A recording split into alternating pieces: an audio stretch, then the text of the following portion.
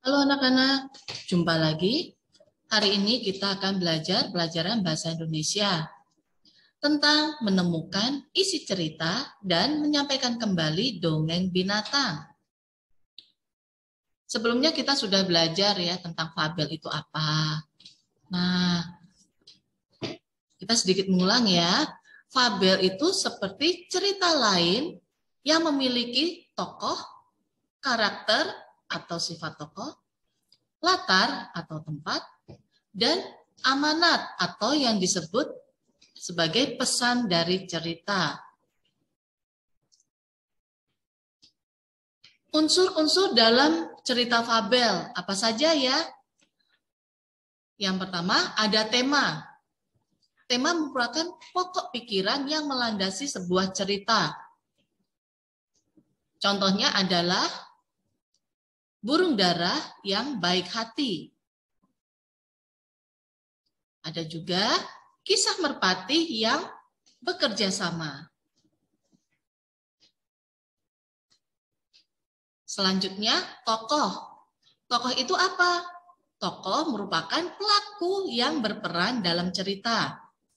Masih ingatkah kalian dalam cerita fabel? Pelaku atau pemeran dalam cerita adalah hewan-hewan seperti gajah, singa, harimau, rubah, kelinci, ular, dan lainnya. Watak. Watak merupakan sifat yang dimiliki tokoh dalam cerita. Salah satu contohnya adalah kancil.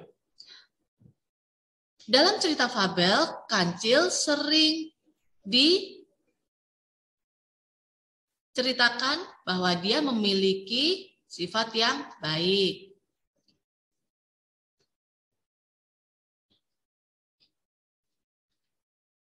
Dapatkah kalian menyebutkan macam-macam watak? Ada yang baik, ada yang kurang baik, ataupun mungkin jahat. Seperti contohnya adalah si rubah, sombong, dan lainnya. Latar. Latar merupakan keterangan yang mengacu waktu, tempat, atau suasana cerita. Di sini latar contohnya adalah seperti di desa, di kota, di hutan. Sedangkan waktu, latar waktunya pagi hari, siang hari, sore hari, maupun malam hari. Suasana dalam cerita dapat disebutkan seperti ramai, tenang, ataupun sepi. Alur dalam cerita fabel. Alur merupakan rangkaian peristiwa yang membangun cerita. Dalam cerita di fabel, pada awalan itu ada pengenalan. Kemudian dilanjutkan dengan rangkaian kejadian. Kemudian ada puncak kejadiannya. Dan terakhir merupakan suatu proses penyelesaian.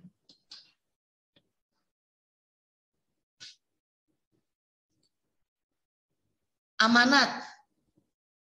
Amanat merupakan pesan yang terkandung dalam cerita tersebut. Dalam kisah fabel, kita pasti temukan amanat atau pesan moral yang terdapat dalam cerita itu tadi. Contohnya adalah, jadilah diri sendiri sesuai dengan kodrat yang telah Tuhan terapkan. Hati-hati dengan pujian, karena bisa mencelakakan. Milikilah ilmu yang banyak agar kita pintar. Jangan sembarangan memilih orang kepercayaan kita. Nah, ini tadi adalah beberapa pesan yang terkandung dalam cerita. Biasanya amanat disesuaikan dengan cerita tersebut. Nah, sekarang kita latihan ya. Kita akan berlatih membuat atau mencari unsur-unsur dalam cerita fabel. Nah, sebelumnya kalian pilih dulu salah satu buku fabel yang kalian sukai. Nah, buku fabel apa sih favoritmu? Kemudian, temukan isi cerita berdasarkan cerita. Dan lengkapi tabel berikut ini. Perhatikan dalam tabel ya, ada tokoh, watak, tempat, dan pesan dalam fabel. Jika kalian sudah memilih satu buku fabel yang kalian suka, pilih salah satu cerita ya. Jangan lupa diisi pada kolom pertama. Tokohnya siapa saja sih yang ada dalam fabel yang kalian pilih tadi? Kemudian watak. Bagaimana watak dalam fabel tersebut? Pasti terdapat beberapa karakter ya. Nah, kalian dapat tuliskan. Kemudian yang ketiga adalah tempat. Tempat kejadiannya di mana? Yang keempat, pesan dalam fabel. Pesan apa saja yang disampaikan dalam cerita yang kalian pilih tadi? Nah, jika kalian sudah selesai, dicek kembali ya, baca ulang. Untuk memastikan ketepatan dalam menganalisa tokoh, watak, tempat, dan pesan dalam fabel tersebut. Hari ini kita sudah belajar tentang fabel dan juga unsur-unsur dalam fabel tersebut. Nah, kalian